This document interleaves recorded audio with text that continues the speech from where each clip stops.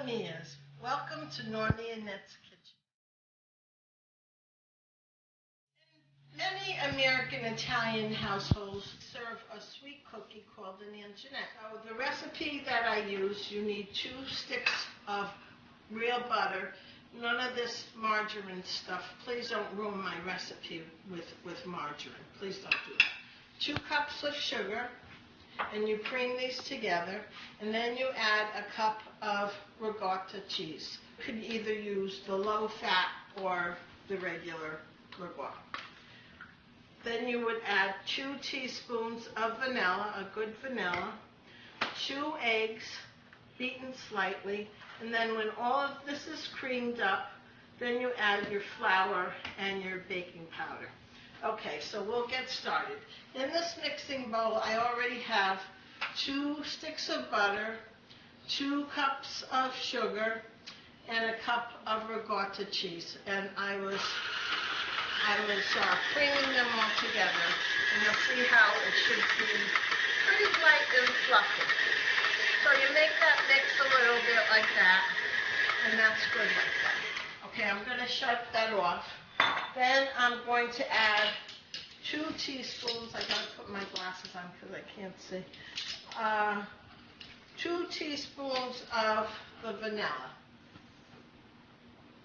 And I know they say with cookies you should always be exact, but it doesn't really matter. It really doesn't. That's a bunch of baloney. Anyhow, so then you get the 2 eggs, and I crack them in a bowl separately, then putting them in a mixing bowl just in case you get a rotten egg. So then you slightly beat up the egg like so, and you add that to the butter and sugar mixture, and you let that go for a few minutes, and that's good, just like that. Okay, that is very good. Then to this, I add 2 tablespoons of baking powder. After that's pretty well mixed in, you're going to add 4 cups of flour. And turn your beater on slower so there's not flour all over your kitchen. So you measure about 4 cups of flour. This is 1. And add them like a cup at a time. And you put it on low again because, like I said, you don't want flour all over the kitchen, all over the place. Whenever I do my cooking, I try to make it as simple as possible. I can't understand why some people say, I don't cook, I don't bake. That's a bunch of baloney. Cooking and baking is about the easiest thing you could possibly do. It's better than going to a restaurant. And my family owns a restaurant, but the food was good there. Most of the restaurants I've been to lately have been all cracked. Let me tell you, they've just been crappy, and they're expensive, and the food is not tasty. It's just loaded with salt and fried and everything that's not good for you. See, if you add the flour too fast, the flour will come popping out sometimes.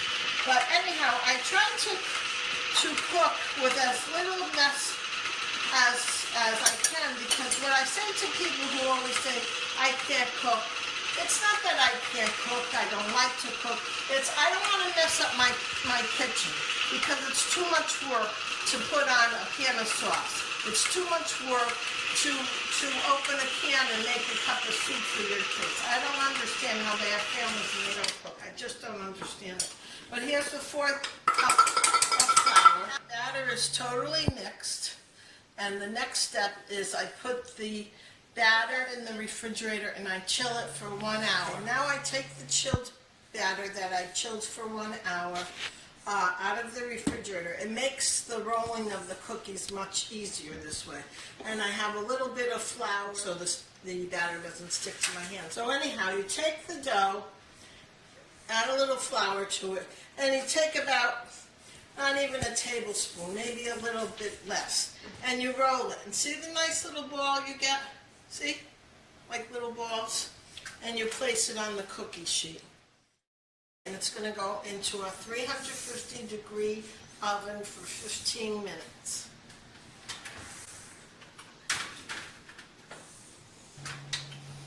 Okay, now the second the batch of cookies is done. I almost burned myself. So you can see how they're like little pillow puffs, how puffy they are. And the bottom should be just very lightly golden brown. And you take them and you put them on air cooling rack. And after these are completely cooled, you can frost them. Okay, now I'm going to show you how to frost the Anginette cookies. About 30 cookies in here. I would say you would need about 2 cups of confectioner sugar. Now what you should do is, I measured out the 2 cups. You would sift the confectioner sugar, and you get most of the lumps out that way. So you make a little well like that, see, in the powdered sugar, the confectioner sugar, the regular 10x confectioner sugar, and you would dump about a quarter of a cup, not even, of milk, and you have to keep stirring it and stirring it to make sure it gets smooth. I don't want to add too much milk because you see how the milk really goes far. See the consistency of that? That's the consistency you should have. Depending on the occasion, you can use some food coloring and dye the frosting. So because it's my grandson's, Joey, so cute, his christening, I'm going to make it blue, and I'm just going to add like 1 drop to that amount, because 1 drop, look how far it goes. Look at that color. Isn't that a nice blue color for christening?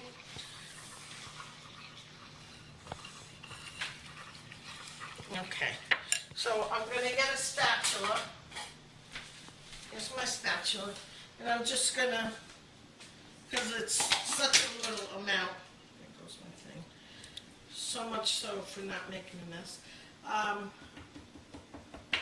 To keep your kitchen nice and clean so you don't make a mess, so you will finally learn how to cook, I put one of the air drying racks on my cookie sheet, and then I take my Anginette and I dip it into the food coloring.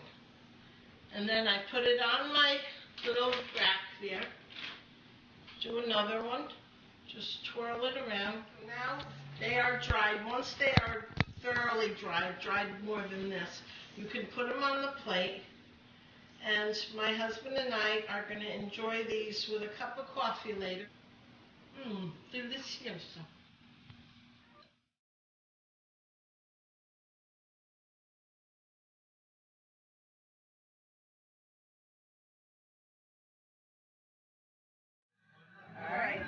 So here I hold a cookie.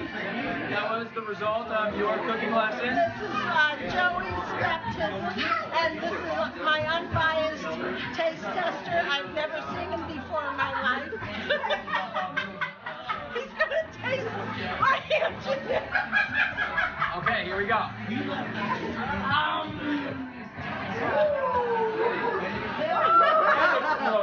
Delicious. Amazing.